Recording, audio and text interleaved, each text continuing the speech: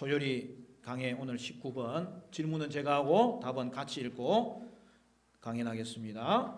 19문 타락한 인간에게 생긴 비참은 무엇입니까? 인류는 타락으로 인해 하나님과의 교제가 끊어지고 하나님의 진노와 저주 아래 놓여서 세상에서는 비참하게 살다가 죽고 지옥에서는 영원히 고통받게 되었습니다. 여러분, 산불이 나면 온 산을 잿더미로 만들어버려요. 정선에 또 불이 났는데 다행히 진화가 되었다니 감사한 일이에요.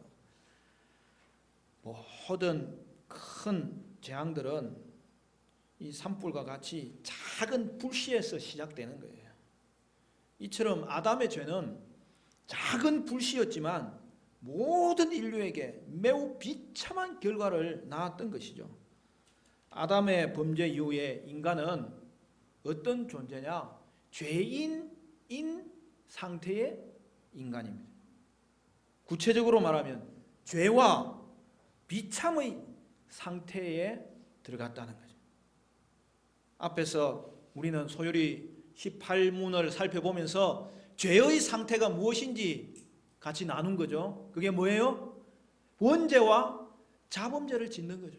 그리고 오늘 19문에서는 비참의 상태가 무엇인지를 살펴봅니다. 그래서 질문이 뭐죠? 타락한 인간에게 생긴 비참은 무엇입니까? 우리 대답은 한 번 더 같이 합니다. 시작. 인류는 타락으로 인해 하나님과의 교제가 끊어지고 하나님의 진노와 저주 아래 놓여서 세상에서는 비참하게 살다가 죽고 지옥에서는 영원히 고통받게 되었습니다. 여러분, 아담 때문에 인간은 죄인이 되었어요. 그리하여 인간은 지금 현재도 비참한 상태에 있다는 사실이죠. 타락 이후의 인간의 상태에서 여러분 가장 비참한 게 뭘까요? 그것은 여러분 하나님과의 교제가 끊어진 거예요. 하나님과 분리된 거예요. 소요리 1문을 기억하시죠? 여러분, 인간의 제일된 목적이 뭐예요? 인간의 제일된 목적은 하나님을 영화롭게 하고 그를 영원토록 즐거워하는 것입니다. 그런데 죄 때문에 인간은 하나님이 창조하실 때에 바라셨던 그 일들을 행할 수 없게 된 거예요. 하나님은 죄를 미워하세요. 죄가 가로막고 있는 한 하나님과 인간의 관계는 끊어질 수밖에 없어요. 그 결과가 어떻게 됩니까? 인간의 마음은 안식을 얻지 못해요. 공허하게 되는 거예요. 전도서 1장 2절 말씀은 이렇게 말합니다. 전도자가 이르되 헛되고 헛되며 헛되고 헛되니 모든 것이 헛되도다.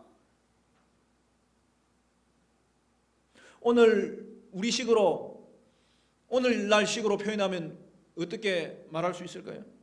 공허하고 공허하니 모든 것이 공허한 거예요. 허무하고 허무하니 모든 것이 허무한 거예요. 이게 하나님 떠난 인간의 현주소입니다. 그리스도의 구원에 관한 지식이 없는 자들의 삶에는 그들의 마음에 빈 공간을 채워줄 수 있는 게 그 어디에도 없는 거예요. 인간은 웃을 수 있지만 그것도 잠깐 있다 지나갑니다.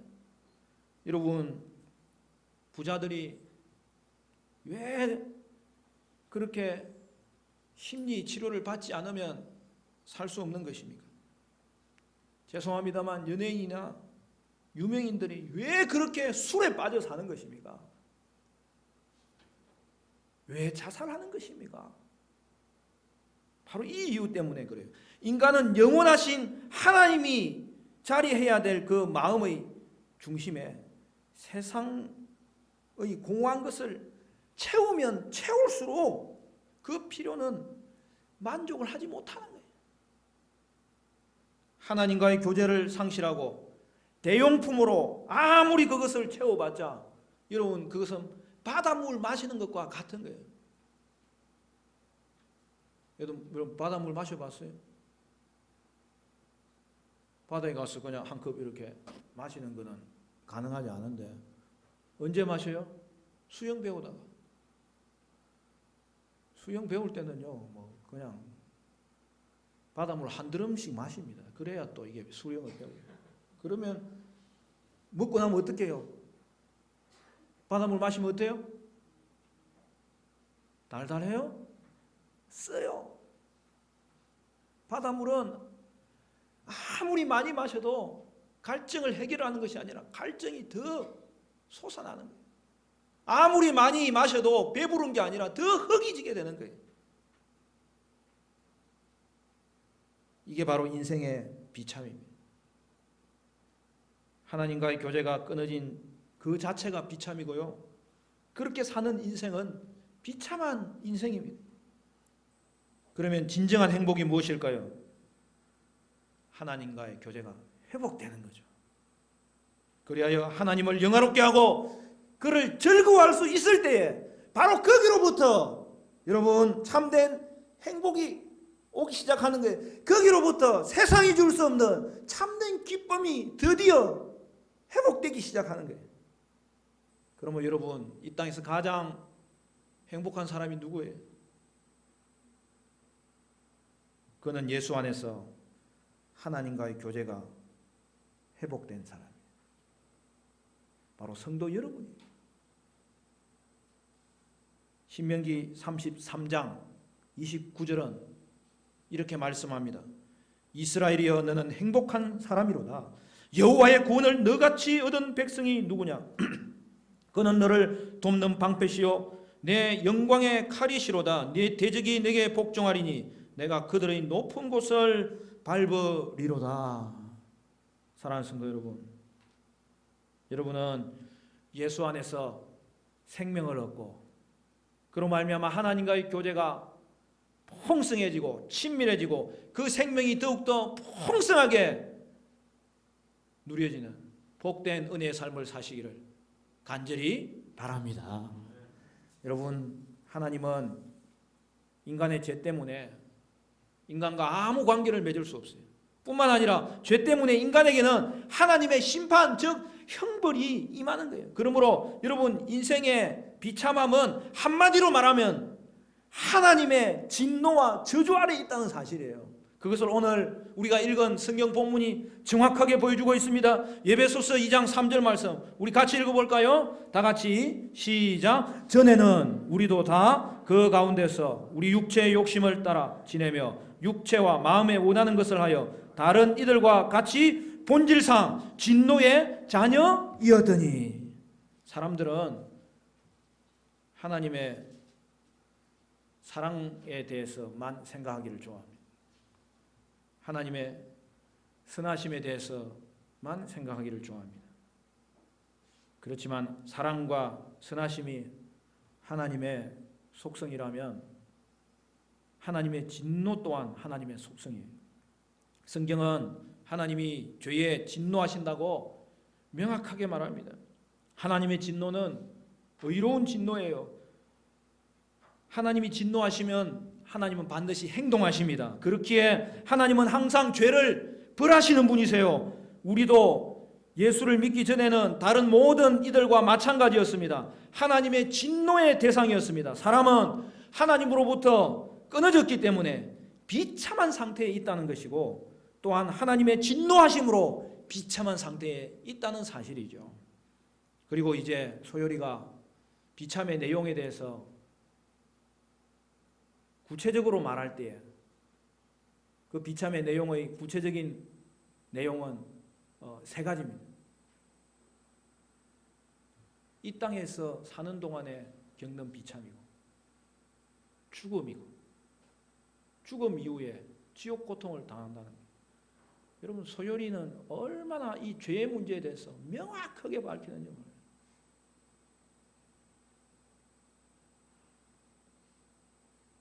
근본 원인은 우리가 하나님을 떠난 거죠.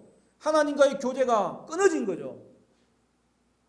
그로 인해서 나타나는 현상은 하나님의 진노와 저주 아래에 있는 거죠. 그것의 구체적인 여러분 현상을 오늘 본문은 비참의 현상에 대해서 뭐라고 말씀합니까? 첫째는 이 생에서의 비참입니다. 여러분 인생이 비참합니까? 안 합니까?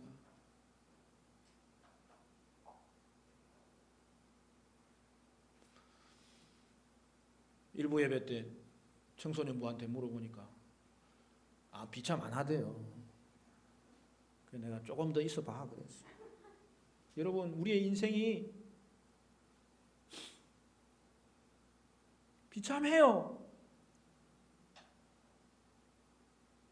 어떨 때는 우리 인생 이 생명줄을 놓고 싶을 때가 한두 번이 아니에요. 우리가 예수 만나지 못했다면요, 벌써 이 땅의 사람 아니었을 사람 여기 많아요. 도리어 비참함을 아는 것이 신앙이에요. 그것이 하나님 말씀의 진리예요.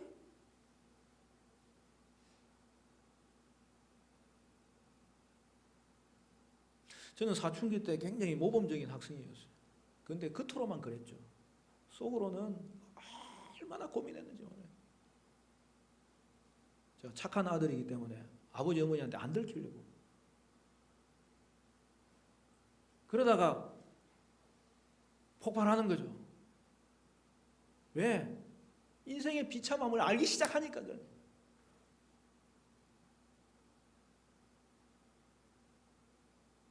그래 정말 한 날은 저녁 늦게 들어갔습니다. 원래 옛날에는 뭐 핸드폰도 없으니까.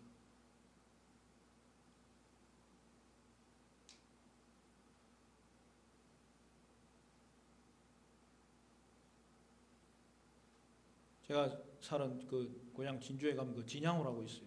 아주 예쁜 호수. 공부하다가 말고 고등학교 1학년 때 수업 마치고 그냥 학교에서 나와버렸어요. 이 모범생이.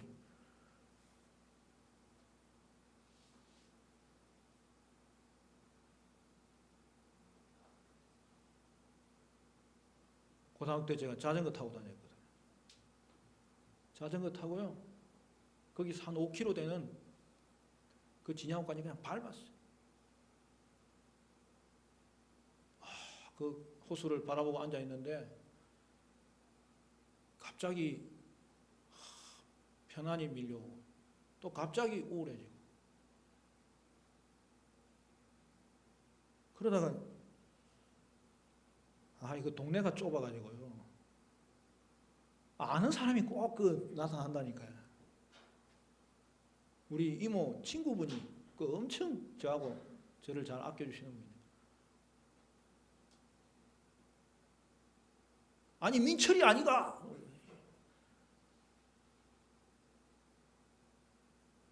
벌써 이제 얼굴을 가리려 해도 벌써 들켜버린 거예요. 이게.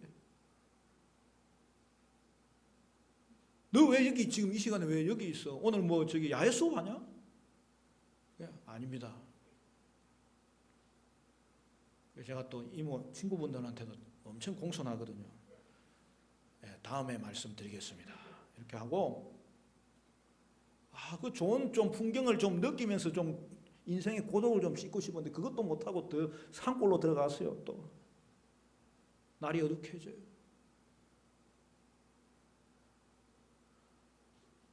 그러다가 좀 마음이 잠잠해져. 그래서 집에 왔어요. 한밤 돼서 들어갔어요. 우리 어머니 깜짝 놀라셔요.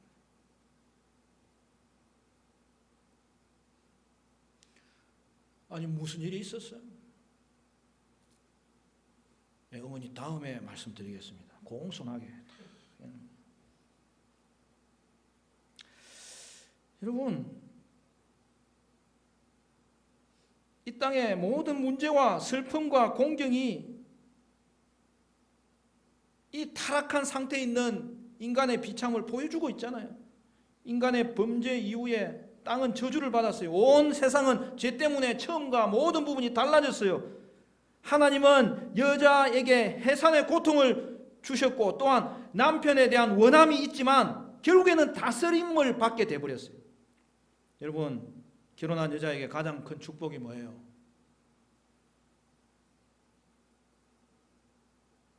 출산이죠. 원래는요, 애를 그냥 순풍이 낳도록 돼 있었어요. 2번 힘줄 것도 없어. 1번만 힘줘도. 그런데요, 죄로 인해서 고통의 형벌을 맛보는 시간이 돼버린 거예요. 원래 부부 관계는요, 사랑하고 순종하는 것이 바른 질서예요. 근데 이것이 죄로 말미암아 깨어지니까 사랑과 순종의 주도권 다툼이 얼마나 일어나는지 갈등하고 싸우게 됩니다. 아담은 언약의 대표자이기 때문에 그의 고통은 하와보다 더 큰 거예요. 죄로 인해 온 세상이 저주를 받아 피조물 전체가 영향을 받았습니다. 여러분, 처음에는 먹고 사는 것이 즐거운 거예요. 여러분, 노동은 기쁜 거였어요. 그런데 여러분 어떻습니까? 여러분, 직장 생활이 기뻐요? 솔직하게 이야기해 보세요. 안 그럴 때도 있잖아요. 우리는 의미를 자꾸 찾고 말씀으로 이렇게 우리 자신을 관리하지 않으면요, 우리는 혼돈에 빠질 수밖에 없어요. 이제는 노동이 가족을 부양하기 위한 엄청난 수고와 고달픔이 되어버렸어요. 이 모든 고난과 슬픔과 상처는 죄 때문에 이 땅에 내려진 저주의 한 부분이에요. 사람의 타락 때문에 이 생에서의 모든 비참이 생긴 거예요. 두 번째는 죽음입니다. 모든 사람이 맞닥뜨리는 또 다른 비참은 자기가 언젠가는 죽을 줄 안다는 거예요. 그리하여 인생은 죽음에 대한 염려가 늘 떠나지 않고 그 두려움이 있는 거예요. 여러분, 죄 때문에 죽음이 존재하는 거예요. 죽음은 하나님이 좋고 아름답게 만든 모든 것을 빼앗아가 버려요. 망가뜨려요. 슬프고 추하게 만들어요. 죽음보다 비참한 것이 어디 있겠습니까? 그러나 거기서 끝이 아닙니다. 세 번째, 죽음 이후에는 지옥의 고통이 있습니다. 사람이 비참해지는 또 다른 이유는 이 죽음 이후에 일어나는 일을 어렴풋이 알기 때문에 그걸 두려워하는 거죠.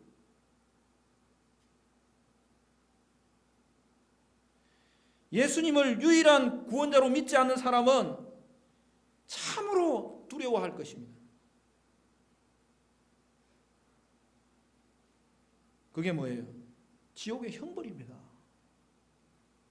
성경이 말하는 대로 사람이 하나님을 거스르는 죄는 너무나 큰 죄이기 때문에 죽음 이후에 하나님이 죄인을 벌하시기 위해 준비한 장소, 지옥이 있습니다. 그곳은 고통이요, forever, 영원하다는 거예요. 여러분, 지옥은요, 선지자들과 사도들만 말한 게 아니에요. 우리 예수님께서 친히 말씀하신 거예요. 마태복음 25장 41절 말씀에 또 왼편에 있는 자들에게 이르시되 저주를 받은 자들아 나를 떠나 마귀와 그 사자들을 위하여 예비된 영원한 불에 들어가라. 여러분, 성경에서 지옥은 주로 불과 어둠으로 묘사돼요. 이것은 무슨 의미입니까? 죄인은 영원히 타오르는 불로 말미암아 엄청난 고통 가운데 있게 될 것이고, 죄인은 어둠 속에서 영원한 격리를 당할 것을 말씀하고 있습니다. 그러므로 죽음 이후에는 의인과 죄인에게 영생과 영벌이 주어지는 것입니다. 마태복음 25장 45절에서 46절을 보면 이렇게 되어 있습니다. 이에 임금이 대답하여 이르시되 내가 진실로 너희에게 이르노니 이 지극히 작은 자 하나에게 하지 아니한 것 그것이 곧 내게 하지 아니한 것이니라 하시니라. 그들은 영벌에 의인들은 영생에 들어가리라 하시니라. 이처럼 여러분, 인간의 비참은 완벽합니다.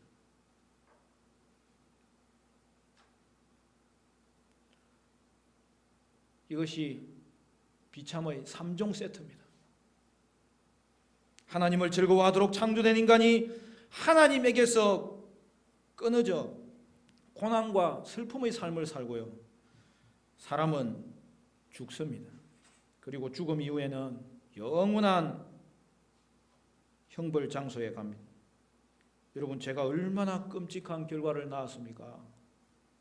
죄에 빠진 인간은 살아서 모든 비참을 맛보고요, 죽어서 영원한 지옥 고통에 들어갑니다. 그러므로 죄인인 인간에게는 빠져나갈 구멍이 없어요.